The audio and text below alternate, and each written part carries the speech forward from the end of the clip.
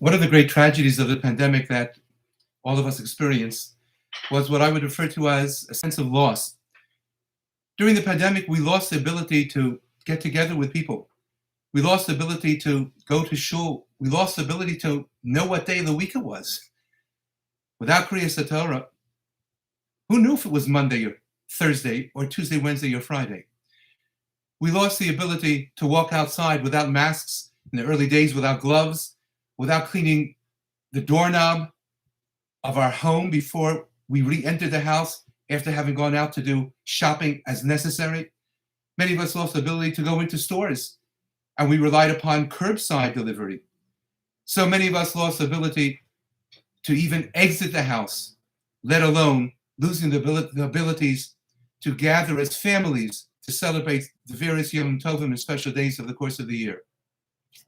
And then again, even more so, some of us unfortunately lost the opportunities to engage in that which we always consider to be dvarim pshutim, that which no one ever misses in attendance or participation.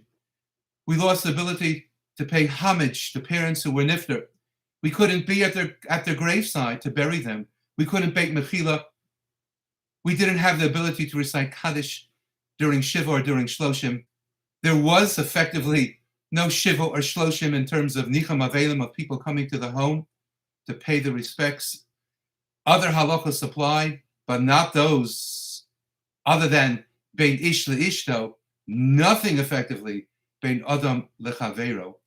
We lost the ability to daven b'tzibur.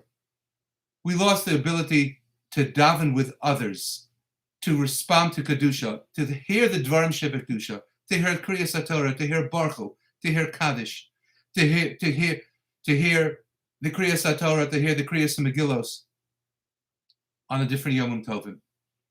And in our home, I've always referred to the pandemic as the stolen year, because in fact, so many things, life itself, short of the breath of life, all the normative activities were stolen from us.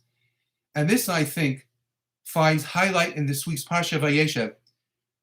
After Yosef interprets the dream of the Sar HaMashkim, he turns to him and he asks him, having explained that in 3 days he will be restored to his post, giving Paro once again the goblet of wine, he turns to him and he says, but I ask you, I beg you, that you shall please remind me before the king to extricate me from the prison. Ki gunov gunafti, because I was stolen me'eretz Ivriim, from the land of the Jews. And here as well, I have done nothing whatsoever, kisomu osi babar, resulting fairly so in my being placed in jail. And the obvious question is, what do you mean gunov gunafti? Yosef HaTzadik wasn't stolen from Eretz Yisrael. He was sold by his brothers to Ishmaelim, and they to the Midyanim, and they to Potiphar in the land of Egypt. What do you mean kugunov gunafti? He was sold, he was bought. And I think perhaps what Yosef was really saying is that way beyond the fact that I was placed here, unfairly so, undeservingly so. But do you recognize, do you begin to appreciate how much has been stolen from me? The 10 chuppos of the children of my brother Binyamin that Yosef will first learn about when Binyamin is presented before him.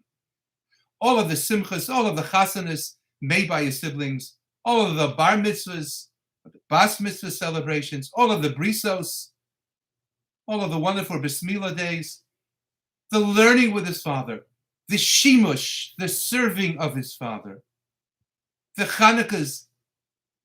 Hanukkah didn't occur yet, but any occasion that was to be celebrated, all the wonderful family time sitting around the tisha, around the table of Yaakov Avinu, all lost opportunities, all stolen opportunities. To gunov gunafti, and you have no way of even imagining what was stolen effectively from me, from my life, from my quality of life, from all the wonderful things that HaKadosh Baruch Hu otherwise would have presented me with, but I was denied. Something to think about as we hear the words of this forthcoming Shabbos is said, relayed in Shul, Baruch Hashem in Shul once again. Something to think about to make us understand and appreciate what we are given by HaKadosh Baruch Hu in the opportunities that are ours for the taking, never to lose sight of them. Have a wonderful Shabbos.